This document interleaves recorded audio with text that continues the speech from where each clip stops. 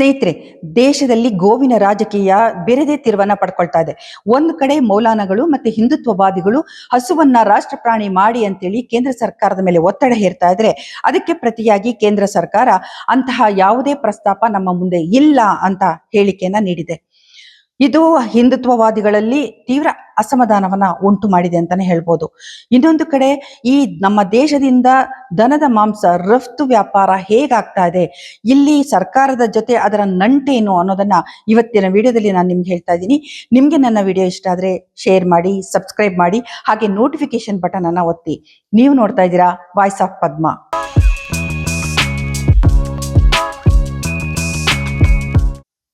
ನಮಸ್ಕಾರ, ನಾನು ಪದ್ಮ ಶಿವಮೊಗ್ಗ. ಸ್ನೇಹಿತರೆ, ಪಶ್ಚಿಮ ಬಂಗಾಳದಲ್ಲಿ ಬಿಜೆಪಿ ಸರ್ಕಾರ ಅಧಿಕಾರಕ್ಕೆ ಬರ್ತಿದ್ದ ಹಾಗೇನೆ ಒಂದು ಕಾನೂನನ್ನ ತಂತು. ಅದೆಲ್ಲ ನಿಮಗೆ ಗೊತ್ತೇ ಇದೆ. ಅಂದ್ರೆ ಗೋ ಹತ್ಯೆ ಮೇಲೆ ಹಲವು ಕ್ರಮಗಳನ್ನ ಅದು ಜರುಗಿಸ್ತು.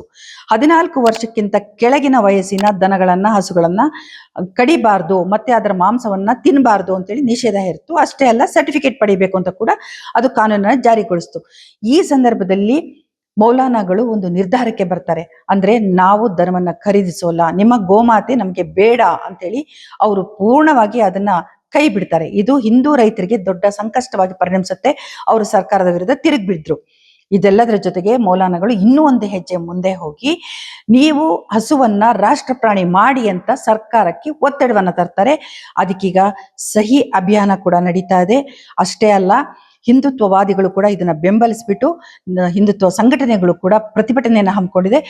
ಹಸುವನ್ನ ರಾಷ್ಟ್ರ ಪ್ರಾಣಿ ಮಾಡಿ ಅಂತ ಒತ್ತಡವನ್ನ ಹೇರ್ತಾ ಇದೆ. ಆದ್ರೆ ಕೇಂದ್ರ ಸರ್ಕಾರ ಈಗ ಇದಕ್ಕೆ ತಲೆ ಅಲ್ಲಾಡಿಸಿದೆ, ಅಂದ್ರೆ ನಕಾರ ಮಾಡಿದೆ.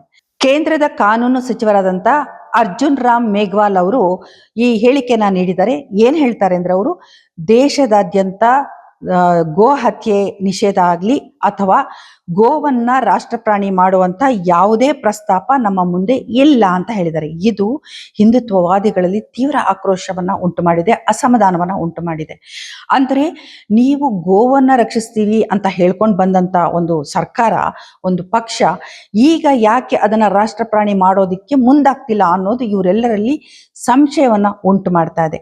ಹಾಗಾಗಿನೇ ಪಶ್ಚಿಮ ಬಂಗಾಳದಲ್ಲಿ ಕೂಡ ಈಗ ತನ್ನದೇ ಸರ್ಕಾರದ ವಿರುದ್ಧ ಬಜರಂಗ ದಳ ಕಾರ್ಯಕರ್ತರು ಮತ್ತೆ ಸಂಘಟನೆಯು ತೀವ್ರವಾದಂತಹ ಪ್ರತಿಭಟನೆಯನ್ನು ಹಮ್ಮಿಕೊಂಡಿದ್ದಾರೆ, ಗಲಾಟೆಯನ್ನ ಮಾಡ್ತಾ ಇದ್ದಾರೆ. ಇದ್ರ ಜೊತೆ ದೇಶದಾದ್ಯಂತ ಹಿಂದುತ್ವವಾದಿಗಳು ಇದನ್ನ ಹಸುವನ್ನ ರಾಷ್ಟ್ರ ಪ್ರಾಣಿ ಮಾಡಿ ಅಂತ ಒತ್ತಡವನ್ನ ಹೇಳ್ತಿದ್ದಾರೆ. ಜೊತೆನಲ್ಲಿ ಪಶ್ಚಿಮ ಬಂಗಾಳದಲ್ಲಿ ಬಿಜೆಪಿ ಅಧಿಕಾರಕ್ಕೆ ಬರ್ತಿದ್ದ ಹಾಗೇನೆ ಈಗ ತನ್ನ ಬಣ್ಣವನ್ನ ಬದಲಾಯಿಸಿದೆ ಅಂತ ಹೇಳಿ ಶಂಕರಾಚಾರ್ಯ ಅವಿಮುಕ್ತೇಶ್ವರಾನಂದ ಸ್ವಾಮೀಜಿ ಹೇಳಿಕೆಯನ್ನ ನೀಡಿದ್ದಾರೆ. हाँ, मतलब वही हो गया ना कि 14 वर्ष तक वो मां रहेगी, उसके बाद सब्जी भाजी हो जाएगी। ये इनका हिंदुत्व है। इनके हिंदुत्व की कलई बंगाल के मुख्यमंत्री के वक्तव्य से खुल गई है। असम के मुख्यमंत्री ने भी ऐसा ही कहा था। जब उससे आप पत्रकारों ने पूछा कि गाय के मांस खाने वालों का वोट आपको चाहिए, तो बोला क्यों नहीं चाहिए, हम थोड़े मना करता हूँ। तो इनकी कलई खुल रही है परत दर परत। ಅಂದ್ರೆ 14 ವರ್ಷದ ಒಳಗಿನ ಹಸುಗಳು ಮಾತ್ರ ಗೋಮಾತೆ, ಆ ನಂತರದ್ದು ಅಲ್ವಾ ಅನ್ನುವಂಥ ಪ್ರಶ್ನೆ ಕೂಡ ಇಲ್ಲಿ ಉದ್ಭವಿಸಿದೆ. ಜೊತೆಯಲ್ಲಿ ಪಶ್ಚಿಮ ಬಂಗಾಳದಲ್ಲಿ ಆ ರೀತಿ ಇದ್ರೆ, ಅಸ್ಸಾಂನಲ್ಲಿ ಕೂಡ ಹಿಂದೂಗಳು, ಸಿಖ್ಗಳು ವಾಸ ಮಾಡ್ತಿರುವಂತ ಏರಿಯಾಗಳಲ್ಲಿ ಒಂದು 5 ಕಿಲೋಮೀಟರ್ ದೂರದವರೆಗೆ ದನದ ಮಾಂಸವನ್ನ ತಿನ್ನೋ ಹಾಗಿಲ್ಲ, ಕಡಿಯೋ ಹಾಗಿಲ್ಲ ಮತ್ತು ಅದನ್ನ ಮಾರಾಟ ಮಾಡೋ ಹಾಗಿಲ್ಲ ಅಂತ ಅಸ್ಸಾಂ ಸರ್ಕಾರ ನಿಷೇಧವನ್ನ ಹೇರಿದೆ. ಮತ್ತೆ ಉತ್ತರ ಪ್ರದೇಶದಲ್ಲಿ ಕೆಲವು ಕಡೆನಲ್ಲಿ ದನದ ಮಾಂಸವನ್ನ ತಿನ್ನೋ ಹಾಗೆ ಇಲ್ಲ ಅಂತ ನಿಷೇಧ ಹೇರಿದೆ. ಆದ್ರೆ ಇದೆಲ್ಲವೂ ಕೂಡ ಎಷ್ಟರ ಮಟ್ಟಿಗೆ ಸರಿ ಅಂತೇಳಿ ಶಂಕರಾಚಾರ್ಯ ಅವಿಮುಕ್ತೇಶ್ವರಾನಂದ ಸ್ವಾಮೀಜಿ ಕೇಳ್ತಾ ಇದ್ದಾರೆ. ಅಂದ್ರೆ ನಿಮ್ಗೆ ಒಂದೇ ದೇಶ, ಬೇರೆ ಬೇರೆ ರಾಜ್ಯದಲ್ಲಿ ಬೇರೆ ಬೇರೆ ಕಾನೂನು ಹೇಗೆ ಸಾಧ್ಯ ಅಂತ ಅವ್ರು ಪ್ರಶ್ನೆ ಮಾಡಿದ್ದಾರೆ. ಜೊತೆನಲ್ಲಿ ನಾನು ಇದನ್ನ ಪ್ರಶ್ನೆ ಮಾಡಿದ್ದಕ್ಕೆ ಮತ್ತೆ ಈ ರಾಷ್ಟ್ರ ಪ್ರಾಣಿ ಮಾಡಿ ಅಂತೇಳಿ ಅಭಿಯಾನ ಮಾಡಿದ್ದಕ್ಕೆ ಈಗ ನನ್ನನ್ನೇ ಡಾಕ್ಯುಮೆಂಟ್ಸ್ ಕೇಳ್ತಾ ಇದ್ದಾರೆ, ಅಂದ್ರೆ ನನ್ನ ಪೇಪರ್ಸ್ ಅನ್ನ ಕೇಳ್ತಾ ಇದ್ದಾರೆ ಅಂತ ಅವರು ಕೂಡ ವಿಷಾದ ವ್ಯಕ್ತಪಡಿಸಿದ್ದಾರೆ. ಹೀಗೆ ಕೇಂದ್ರ ಸರ್ಕಾರ ಅಡಕತ್ತರಿಗೆ ಸಿಕ್ಕಾಕೊಂಡಿರೋ ಸಂದರ್ಭದಲ್ಲೇನೆ ಅದಕ್ಕೆ ಮುಜುಗರ ಮಾಡುವಂತ ಇನ್ನೊಂದೆರಡು ಪ್ರಕರಣಗಳು ವರದಿಯಾಗಿದೆ. ಅದೇನು ಅಂತಂದ್ರೆ, ದೆಹಲಿಗೆ ಹೋಗುವ ಎಕ್ಸ್ಪ್ರೆಸ್ ಹೈವೇನಲ್ಲಿ ರಾಜಸ್ಥಾನದ ಅಲ್ವಾರ ಸಮೀಪದಲ್ಲಿ 2 ಬೃಹತ್ ಟ್ರಕ್ಗಳನ್ನ ಜನರು ತಡೆ ಹಿಡಿದ್ರು. ಅದನ್ನ ತೆಗೆದು ನೋಡ್ತಾರೆ, ಒಳಗಡೆ ಮಾಂಸವನ್ನ ಪ್ರೊಸೆಸ್ ಮಾಡಿ ಪ್ಯಾಕ್ ಮಾಡಿದಂಥದ್ದು ಕಂಡು ಬರುತ್ತೆ. 40 ಟನ್ ಮಾಂಸ ಅದು. ಪೊಲೀಸರು ಸ್ಥಳಕ್ಕೆ ಬಂದು ಪರಿಶೀಲನೆ ಮಾಡ್ತಾರೆ, FSL ವರದಿಯನ್ನ ತರಿಸ್ಕೊಳ್ತಾರೆ. ಅದು ದನದ ಮಾಂಸ ಅಂತ ನಿರೂಪಿತ ಆಗುತ್ತೆ. ಅದು ಅಲ್ ಕಬೀರ್ ಪ್ರೊಸೆಸಿಂಗ್ ಕಂಪನಿಗೆ ಸೇರಿದಂತ ಟ್ರಕ್ ಮತ್ತು ಮಾಂಸ. ಕೊನೆಗೆ ಇದಕ್ಕೆ ಸಂಬಂಧಪಟ್ಟಂತ ದಾಖಲೆಗಳು ಕೂಡ ಆ ಟ್ರಕ್ನಲ್ಲಿ ಪೊಲೀಸರಿಗೀಗ ಸಿಕ್ಕಿದೆ. ಇದನ್ನ ಮಹಾರಾಷ್ಟ್ರದಿಂದ ಉತ್ತರ ಪ್ರದೇಶದ ಮೀರತ್ಗೆ ಸಾಗಿಸಲಾಗ್ತಿತ್ತು ಅನ್ನೋದು ಗೊತ್ತಾಗಿದೆ. ಜನರು ಕೊನೆಗೆ ಅದನ್ನ ಪೊಲೀಸರ ಸಹಾಯದೊಂದಿಗೆ 2 ಟ್ರಕ್ಗಳ ಮಾಂಸವನ್ನ ಈಗ ಮಣ್ಣು ಮಾಡಿದ್ದಾರೆ. ಇದೇ ರೀತಿಯ ಮತ್ತೊಂದು ಪ್ರಕರಣ ಒರಿಸ್ಸಾದಲ್ಲಿ ವರದಿಯಾಗಿದೆ. ಅದೇನು ಅಂತಂದ್ರೆ, ಒರಿಸ್ಸಾದಲ್ಲೂ ಕೂಡ ಇಂಥದ್ದೇ ಒಂದು ಬೃಹತ್ ಟ್ರಕ್ ಅನ್ನ ಜನರು ತಮಗೆ ಸಿಕ್ಕಂತ ಮಾಹಿತಿ ಮೇರೆಗೆ ತಡೆ ಹಿಡಿತಾರೆ. ಒಳಗಡೆ ಇರೋದನ್ನ ನೋಡಿದಾಗ ಅಲ್ಲೂ ಕೂಡ ಪ್ರೊಸೆಸಿಂಗ್ ಮಾಡಿರುವಂತ ಮಾಂಸದ ಪ್ಯಾಕೆಟ್ಗಳು ಸಿಗುತ್ತೆ. ಈಗ ಅದನ್ನ ಪೊಲೀಸರು ವಶಕ್ಕೆ ತಗೊಂಡಿದ್ದಾರೆ. ಇದು ಕೇಂದ್ರ ಸರ್ಕಾರವನ್ನ ಇನ್ನಷ್ಟು ಮುಜುಗರ ಮಾಡಿರೋದಲ್ಲದೆ, ಜನರಿಗೆ ನಮ್ಮ ದೇಶದಿಂದ ರಫ್ತಾಗ್ತಿರುವಂತ ದನದ ಮಾಂಸದ ಬಗ್ಗೆ ಖಚಿತವಾದಂತ ಮಾಹಿತಿಯನ್ನ ಕೊಟ್ಟಂತಾಗ್ತಿದೆ. ಸಾಕ್ಷಿಯಾಗಿ ಇದು ಸಿಕ್ಕಿದೆ. ಸ್ನೇಹಿತರೆ, ನಮ್ಮ ದೇಶದಲ್ಲಿ ದನದ ಮಾಂಸವನ್ನ ರಫ್ತು ಮಾಡ್ತಿರುವಂತ ಪ್ರಮುಖವಾಗಿ 5 ರಾಜ್ಯಗಳು ಏನಿದೆಯಲ್ಲ, ಆ 5 ರಾಜ್ಯಗಳಲ್ಲಿ ಮೊದಲ ಸ್ಥಾನದಲ್ಲಿರೋದು ಉತ್ತರ ಪ್ರದೇಶ. ಅಂದ್ರೆ ಬಹುತೇಕ ಬಿಜೆಪಿ ಆಡಳಿತ ಇರುವಂತ ರಾಜ್ಯಗಳಿಂದಲೇ ದನದ ಮಾಂಸ ಹೆಚ್ಚಾಗಿ ರಫ್ತಾಗ್ತಿರೋದು. ಉತ್ತರ ಪ್ರದೇಶ ಮೊದಲನೇ ಸ್ಥಾನದಲ್ಲಿದೆ. ನಮ್ಮ ದೇಶದ ದನದ ಮಾಂಸದ ರಫ್ತಿನಲ್ಲಿ 40-43% ಉತ್ತರ ಪ್ರದೇಶದಿಂದನೇ ರಫ್ತಾಗ್ತಾ ಇದೆ. ಅದಾದ ನಂತರ ಪಶ್ಚಿಮ ಬಂಗಾಳ 13% ರಫ್ತಾಗ್ತಿದೆ ಅಂತ ವರದಿ ಹೇಳುತ್ತೆ. ಅದಾದ ನಂತರ ಮಹಾರಾಷ್ಟ್ರ, ಅಲ್ಲಿ 11-13% ಅಷ್ಟು ದನದ ಮಾಂಸ ರಫ್ತಾಗ್ತಿದೆ. ಇದಾದ್ಮೇಲೆ ಬರುತ್ತೆ ತೆಲಂಗಾಣದಲ್ಲಿ 10-11% ಅಂತ ಹೇಳಲಾಗ್ತಿದೆ. ನಂತರ ಆಂಧ್ರ ಪ್ರದೇಶ, ಅಲ್ಲಿ ಬಿಜೆಪಿ ಬೆಂಬಲಿತ TDP ಸರ್ಕಾರ ಆಡಳಿತದಲ್ಲಿದೆ. ಅಲ್ಲಿಂದ 9-10% ದನದ ಮಾಂಸ ರಫ್ತಾಗ್ತಾ ಇದೆ. ಅಂದ್ರೆ ಇಲ್ಲಿ ಹೇಳೋದೊಂದು, ಆದ್ರೆ ಇಲ್ಲಿ ನಡೀತಿರೋದೇ ಇನ್ನೊಂದು. ನಮ್ಮ ದೇಶದಲ್ಲಿ ದನದ ಮಾಂಸ ಎಕ್ಸ್ಪೋರ್ಟ್ ಮಾಡ್ತಿರುವಂತ ಪ್ರಮುಖವಾದಂತ 5 ಕಂಪನಿಗಳಲ್ಲಿ ಅಲ್ಲಾನಾ ಸನ್ಸ್ ಪ್ರೊಸೆಸಿಂಗ್ ಕಂಪನಿ ತುಂಬಾ ಹೆಸರನ್ನು ಮಾಡಿರುವಂತದ್ದು ಮತ್ತೆ ಟಾಪ್ ಅಲ್ಲಿ ಇರುವಂತದ್ದು. ಇದು ನಮ್ಮ ಭಾರತದಿಂದ ರಫ್ತಾಗ್ತಿರುವಂತ ದನದ ಮಾಂಸದಲ್ಲಿ 40% ಅದಕ್ಕಿಂತ ಹೆಚ್ಚು ದನದ ಮಾಂಸವನ್ನ ರಫ್ತು ಮಾಡ್ತಾ ಇದೆ ಅಂತ ವರದಿ ಹೇಳುತ್ತೆ. ಅಲ್ಲಾನಾ ಸನ್ಸ್ ಪ್ರೈವೇಟ್ ಲಿಮಿಟೆಡ್ ಏನಿದೆಯಲ್ಲ, ಇದು ಅಲ್ಲಾನಾ ಗ್ರೂಪ್ಗೆ ಸೇರಿದಂತ ಒಂದು ಕಂಪನಿ. ಅದ್ರ ಜೊತೆನಲ್ಲಿ ಅಲ್ಲಾನಾ ಕೋಲ್ಡ್ ಸ್ಟೋರೇಜ್ ಕಂಪನಿ, ಆ ತರ ಬೇರೆ ಬೇರೆ ಕಂಪನಿಗಳು ಕೂಡ ಈ ಗ್ರೂಪ್ ನಲ್ಲಿ ಬರುತ್ತೆ. ಇದು 2013-14ರಲ್ಲಿ ಬಿಜೆಪಿ ಪಕ್ಷಕ್ಕೆ ಸುಮಾರು 2 ಕೋಟಿ ಎಲೆಕ್ಟ್ರಲ್ ಬಾಂಡ್ ಅನ್ನ ನೀಡಿತ್ತು ಅಂತ ವರದಿ ಹೇಳ್ತಾ ಇದೆ. ನಂತರ ಅದರ ವ್ಯಾಪಾರ ಎಷ್ಟು ದೊಡ್ಡದಾಗಿ ಬೆಳೆಯುತ್ತೆ ಅಂತಂದ್ರೆ 2024-25ರಲ್ಲಿ ಇದರ ವ್ಯವಹಾರ 33,000 ಕೋಟಿ ಅಂತ ಹೇಳಲಾಗ್ತಿದೆ. ಮತ್ತು ಬಿಜೆಪಿಗೆ ಇದು ನೀಡಿದಂತ ಎಲೆಕ್ಟ್ರಲ್ ಬಾಂಡ್ ಸುಮಾರು 30 ಕೋಟಿ ಅಂತ ವರದಿ ಹೇಳ್ತಾ ಇದೆ. ಅಂದ್ರೆ ಇಲ್ಲಿ ನಡೆದಿರುವಂತ ವ್ಯವಹಾರ ಏನು ಅನ್ನೋದು ನಿಮ್ಗೆ ಅರ್ಥ ಆಗಿರಬಹುದು. ಈಗ ಈ ಅಂತಾರಾಷ್ಟ್ರೀಯ ದನದ ಮಾಂಸ ರಫ್ತು ವ್ಯವಹಾರಕ್ಕಾಗಿ ಸರ್ಕಾರನೇ ಹಲಾಲ್ ಸರ್ಟಿಫಿಕೇಟ್ ಅನ್ನು ಕೂಡ ಕೊಟ್ಟಿದೆ. ಅಂದ್ರೆ ಇಲ್ಲಿ ಜನರಿಗೆ ಹೇಳೋದು, ಹಲಾಲ್ ಮಾಡಿದಂತ ದನದ ಮಾಂಸವನ್ನ ತಿನ್ಬೇಡಿ, ಹಲಾಲ್ ತಪ್ಪು, ಅದನ್ನ ನಿಷೇಧಿಸಬೇಕು ಅಂತ ಹೇಳುತ್ತೆ. ಇನ್ನೊಂದ್ ಕಡೆ ರಫ್ತು ಮಾಡುವಂತ ಕಂಪನಿಗಳಿಗೆ ಹಲಾಲ್ ಸರ್ಟಿಫಿಕೇಟ್ ಅನ್ನ ಕೊಡುತ್ತೆ. ಇದನ್ನ ಜನರು ಅರ್ಥ ಮಾಡ್ಕೋಬೇಕಾಗಿದೆ. ಒಂದ್ ಕಡೆ ಹಿಂದುತ್ವದ ಹೆಸರಿನಲ್ಲಿ ಜನರನ್ನ ಮೂರ್ಖರನ್ನಾಗಿ ಮಾಡ್ತಾ ಇದ್ದಾರೆ, ಮತ್ತೆ ಒಂದು ಸಮುದಾಯದ ವಿರುದ್ಧ ದ್ವೇಷವನ್ನ ಬಿತ್ತುತ್ತಾ ಇದ್ದಾರೆ, ಅವರ ವಿರುದ್ಧ ತಿರುಗಿ ಬೀಳೋ ಹಾಗೆ ಮಾಡ್ತಾ ಇದ್ದಾರೆ. ಆದ್ರೆ ಇವ್ರು ಮಾಡ್ತಿರೋದು ಇನ್ನೊಂದ್ ಕಡೆ ಈ ರೀತಿಯಾಗಿದೆ. ಇದನ್ನ ಜನರು ಅರ್ಥ ಮಾಡ್ಕೊಳ್ಳದೆ ಈ ಪಕ್ಷದ ಒಂದು ಸಿದ್ಧಾಂತವನ್ನ ನಂಬಿ ನಮ್ಮ ಹಿಂದುತ್ವ, ನಮ್ಮ ರಾಷ್ಟ್ರ, ನಮ್ಮ ಧರ್ಮ ಅಂತ ಹೇಳಿ ಈ ಮುಸ್ಲಿಂ ಸಮುದಾಯದವ್ರನ್ನ ದ್ವೇಷಿಸ್ಬಿಟ್ಟು ದೇಶದಲ್ಲಿ ಉದ್ವಿಗ್ನ ಪರಿಸ್ಥಿತಿಯನ್ನ ಉಂಟು ಮಾಡ್ತಾ ಇದ್ದಾರೆ. ಅದಕ್ಕೆ ಉದಾಹರಣೆಯಾಗಿ ಇತ್ತೀಚೆಗೆ ನಡೆದಂತ ಒಂದು ಘಟನೆಯನ್ನ ನಾನು ಹೇಳ್ತೀನಿ. ಇಲ್ಲಿ ಒಬ್ಬ ಹುಡುಗ ಏನ್ ಮಾಡ್ತಾನೆ, ಪುನೀತ್ ಅನ್ನುವಂತ ಒಬ್ಬ ಹುಡುಗ ಪೊಲೀಸರಿಗೆ ದೂರು ಕೊಡ್ತಾನೆ, ನನ್ನ ಮನೆ ಬಾಗಿಲಲ್ಲಿ ದನದ ಮಾಂಸವನ್ನ ಪ್ಯಾಕೆಟ್ ಅನ್ನ ಯಾರೋ ಇಟ್ಟು ಹೋಗಿದ್ದಾರೆ ಅಂತ.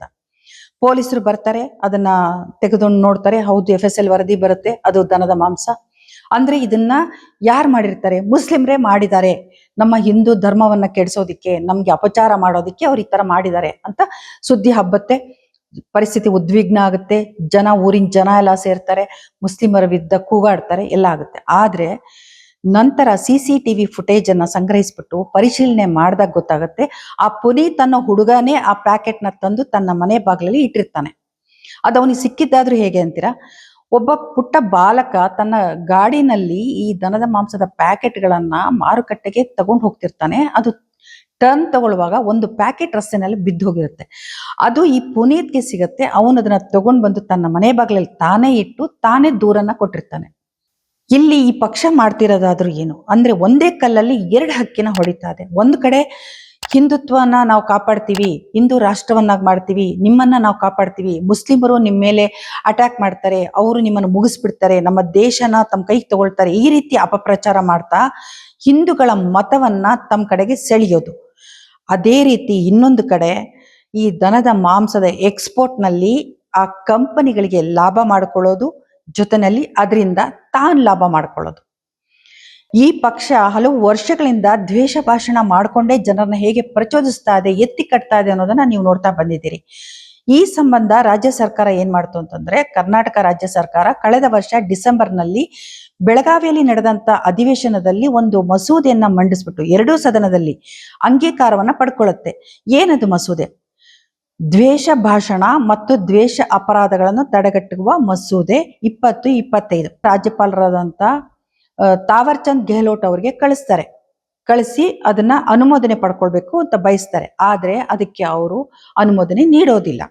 ಕೊನೆಗೆ ಈ ವರ್ಷ ಫೆಬ್ರವರಿನಲ್ಲಿ ರಾಜ್ಯ ಸರ್ಕಾರ ಅದನ್ನ ರಾಷ್ಟ್ರಪತಿ ದ್ರೌಪದಿ ಮುರ್ಮು ಅವರಿಗೆ ಕಳಿಸುತ್ತೆ. ಇದಕ್ಕೆ ಅನುಮೋದನೆಯನ್ನ ಕೊಡ್ಬೇಕು ಅಂತ ಕೇಳ್ಕೊಳ್ಳುತ್ತೆ. ಆದ್ರೆ ದ್ರೌಪದಿ ಮುರ್ಮು ಅವ್ರು ಏನ್ ಮಾಡ್ತಾರೆ ಅಂದ್ರೆ, ಇದನ್ನ ಪರಿಶೀಲಿಸಿ ಅಂತೇಳಿ ಕೇಂದ್ರ ಗೃಹ ಸಚಿವರಾದ ಅಮಿತ್ ಶಾ ಅವರಿಗೆ ಕಳಿಸ್ತಾರೆ. ಅಲ್ಲಿ ಅಮಿತ್ ಶಾ ಅವರು ಇದನ್ನ ನೋಡಿ ಇದರ ಅಗತ್ಯನೇ ಇಲ್ಲ ಅಂತ ಈಗ ಹೇಳಿದ್ದಾರೆ. ಇಂತಹ ಒಂದು ಮಸೂದೆ ಅಗತ್ಯ ಇಲ್ಲ, ಇದುವರೆಗೆ ಇರುವಂತಹ ಒಂದು ಕಾನೂನು ಏನಿದೆ ಅದೇ ಸಾಕು, ನಾವು ಈ ಮಸೂದೆನ ಜಾರಿಗೆ ತಂದ್ರೆ ಅದರ ನಕಲಾಗತ್ತಿದು ಅಷ್ಟೇ, ಅದರ ಪ್ರತಿನೇ ಇದು ಡೂಪ್ಲಿಕೇಟ್ ಇದು ಅಷ್ಟೇ ಅಂತ ಹೇಳ್ಬಿಟ್ಟು ಅದನ್ನ ತಳ್ಳಿ ಹಾಕಿದ್ದಾರೆ. ಅಂದ್ರೆ ಈಗಾಗಲೇ ಇರೋ ಕಾನೂನಿನ ನಕಲನ್ನ ಕಳಿಸೋಷ್ಟು ಒಂದು ರಾಜ್ಯ ಸರ್ಕಾರ ಅಷ್ಟು ದುರ್ಬಲವಾಗಿರುತ್ತಾ, ಅಷ್ಟು ಅಜ್ಞಾನದಿಂದ ಕೂಡಿರುತ್ತಾ? ಹಾಗಾದ್ರೆ ಅದು ನಕಲಾದ್ರೂ ಆಗಿರ್ಬೋದು, ನಕಲೇ ಆಗಿತ್ತಂದ್ರೆ ನೀವು ಅದನ್ನ ಅಂಗೀಕಾರ ಮಾಡ್ಬೋದಿತ್ತಲ್ಲ. ಈಗಾಗಲೇ ಇರುವಂತ ಕಾನೂನನ್ನೇ ಮತ್ತೊಮ್ಮೆ ಮಸೂದೆನ ಅಂಗೀಕಾರ ಮಾಡೋದ್ರಿಂದ ಏನ್ ಸಮಸ್ಯೆ ಆಗ್ತದೆ? ಈ ಪ್ರಶ್ನೆ ನಮ್ಮ ಮುಂದೆ ಬರುತ್ತೆ. ಅಂದ್ರೆ ದ್ವೇಷ ಭಾಷಣಕ್ಕೆ ಕಡಿವಾಣ ಹಾಕೋದು ಕೇಂದ್ರ ಸರ್ಕಾರಕ್ಕೆ ಬೇಕಾಗಿಲ್ಲ. ಇದನ್ನ ಅರ್ಥ ಮಾಡ್ಕೊಳ್ಳದೆ ಇರುವಂತ ಜನಸಾಮಾನ್ಯರು ತಮ್ಮ ಹಿಂದುತ್ವದ ಮೇಲಿನ ಪ್ರೀತಿ, ನಮ್ಮ ರಾಷ್ಟ್ರ ಅನ್ನೋ ಅಂತ ಹೇಳಿ ಭಾವಿಸ್ಕೊಂಡು ಭ್ರಮಿಸ್ಕೊಂಡು ಒಂದು ಸಮುದಾಯದ ವಿರುದ್ಧ ದ್ವೇಷವನ್ನ ಕಾರ್ತಾ ಇದ್ದಾರೆ. ದೇಶದ ಒಳಗಡೆ ಆಂತರಿಕ ಬಿಕ್ಕಟ್ಟು ಜಾಸ್ತಿ ಆದ್ರೆ, ಎರಡೆರಡು ಸಮುದಾಯಗಳ ನಡುವೆ ದ್ವೇಷ ಅಸೂಯೆ ಹುಟ್ಟಿ ಗಲಭೆಗೆ ಕಾರಣ ಆದ್ರೆ ದೇಶ ದುರ್ಬಲ ಆಗ್ತಾ ಹೋಗುತ್ತೆ. ಈ ಆಂತರಿಕ ಜಗಳದಿಂದಾಗಿ ಲಾಭ ಮಾಡ್ಕೊಳ್ಳೋದು ನಮ್ಮ ಸುತ್ತ ಇರುವಂತ ಶತ್ರು ದೇಶಗಳು. ಇದನ್ನ ನಾವು ಅರ್ಥ ಮಾಡ್ಕೊಳ್ಬೇಕಾಗಿದೆ. ನಮ್ಮ ದೇಶದಲ್ಲಿ ಒಗ್ಗಟ್ಟಿದ್ರೆ ಮತ್ತೆ ದೇಶವನ್ನ ಗಟ್ಟಿಯಾಗಿ ಇಟ್ಕೊಂಡಾಗ ಮಾತ್ರ, ಬಲಪಡಿಸಿದ್ರೆ ಮಾತ್ರ ನಾವು ಶತ್ರು ದೇಶಗಳ ಎದುರು ಹೋರಾಡೋದಕ್ಕೆ ಸಾಧ್ಯ ಆಗೋದು. ಆದ್ರೆ ನಮ್ಮ ದೇಶದಲ್ಲಿ ಆಗ್ತಿರೋದು ಆಂತರಿಕ ಗಲಭೆ ಮತ್ತು ಆಂತರಿಕ ಕ್ಷೋಭೆ. ಜನರು ಇದನ್ನ ಅರ್ಥ ಮಾಡ್ಕೊಳ್ಬೇಕಾಗಿದೆ. ಇನ್ನು ಮುಂದಾದ್ರೂ ಸತ್ಯ ಏನು ಅನ್ನೋದನ್ನ ಅರ್ಥ ಮಾಡಿಕೊಂಡು ವಿವೇಚನೆಯಿಂದ ನಡ್ಕೋಬೇಕಾಗಿದೆ. ಸ್ನೇಹಿತರೆ, ನೀವು ನೋಡ್ತಾ ಇದ್ದೀರಾ ವಾಯ್ಸ್ ಆಫ್ ಪದ್ಮ. ನಿಮಗೆ ನನ್ನ ವಿಡಿಯೋಗಳು ಇಷ್ಟ ಆದ್ರೆ ಸಬ್ಸ್ಕ್ರೈಬ್ ಮಾಡಿ, ಶೇರ್ ಮಾಡಿ, ನೋಟಿಫಿಕೇಶನ್ ಬಟನ್ ಅನ್ನು ಒತ್ತಿ. ಎಲ್ರಿಗೂ ಒಳ್ಳೇದಾಗ್ಲಿ. ನಮಸ್ಕಾರ.